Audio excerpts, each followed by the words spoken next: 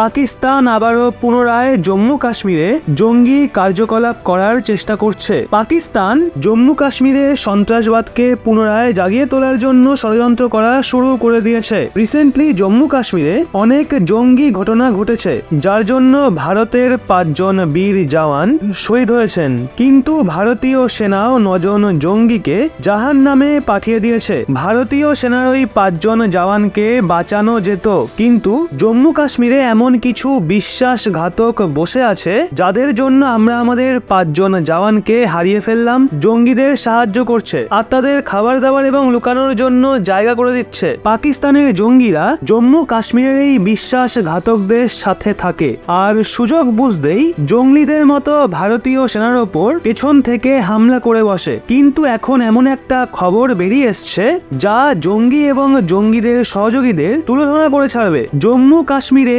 সন্ত্রাসবাদের বিরুদ্ধে একটা বড় রকমের অ্যাকশন নেওয়া হয়েছে। এই অ্যাকশনের জন্য জম্মু কাশ্মীরে 4 জন বেঈমান দেশদ্রোহী হাতে নাতে ধরা পড়েছে। তাও আবার ওই 4 জন সরকারি কর্মচারী যাদের ঘাড় ধাক্কা দিয়ে চাকরি থেকে বের করে দেওয়া হয়েছে। তারা সবাই জঙ্গিদের সাহায্য করছিল। এখন ওই 4 জন সরকারি কর্মচারীকে জিজ্ঞাসাবাদ করা হচ্ছে। বরখাস্ত হওয়া সরকারি কর্মচারীদের মধ্যে একজন ছিল ডাক্তার, একজন পুলিশ কনস্টেবল, একজন টিচার এবং আরেকজন শিক্ষা বিভাগে ল্যাবরেটরি স্টাফ। এদের সবার বিরুদ্ধেই পাকিস্তানি এজেন্ডাকে মদত দেওয়া এবং জঙ্গি গতিবিধিকে সমর্থন করার অভিযোগ রয়েছে। আপনাদের জানিয়ে দিই, ফারুক আহমদ মীর টিচার ছিলেন, নিসারুল হাসান ছিলেন ডাক্তার, আব্দুল মাজিদ ভাট পুলিশ কনস্টেবল এবং চতুর্থ জন আব্দুল সালাম রাথার শিক্ষা বিভাগের সঙ্গে যুক্ত ছিল। আপনারা এটা জেনে অবাক হয়ে যাবেন যে বিগত 3 বছরের সরকার দেশবিরোধী গতিবিধিতে সামিল 50-এর বেশি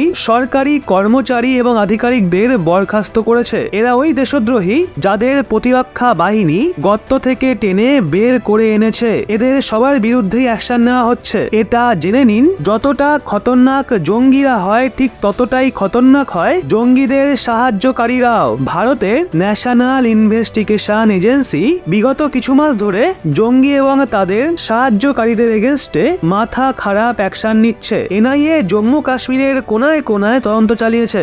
জঙ্গিদের সাহায্য করে যারাই ঘর, দোকান বা হোটেল বানিয়েছে সেই সমস্ত কিছুকেই সিল করা হচ্ছে। বিগত কিছু সময়ে কাশ্মীরের অনন্তনাগ, শ্রীনগর, পুলওয়ামা, সোফিয়া এবং বারগাম জেলাতে মারাত্মকভাবে তল্লাশি করা হয়েছে। সন্ত্রাসবাদ বা জঙ্গিবাদ পুরোপুরি তখনই শেষ হবে যখন জঙ্গিদের সাহায্যকারীদের শেষ করা যাবে। বেঈমান দেশদ্রোহীগুলোকে খুঁজে খুঁজে কঠোর শাস্তি দেওয়া হবে। একবার একটু ভেবে দেখুন, সরকারি কর্মচারীরাও নাকি জঙ্গিদের সহযোগী। মানে এক হাত পেতে যেই দেশের সরকারের থেকে মায়না নেয় সেই দেশকেই আবার উল্টে শত্রুদের সঙ্গে মিলে বাস দেয়। এদের থেকে বড় বেঈমান বিশ্বাসঘাতক আর কি কেউ হতে পারে? টাকার জন্য যে এরা এতটা নিচে নামতে পারে সেটা ভাবলেই কেমন যেন অবাক লাগে। যেই দেশে থাকে, যেই দেশে খায়, সেই দেশেরই 12টা বাজাতে চায়। আমার তো মনে হয় এদের একটাই শাস্তি হতে পারে, আর সেটা হলো মৃত্যুদণ্ড। তো এই বিষয়ে আপনাদের কি বক্তব্য কমেন্টে অবশ্যই জানান।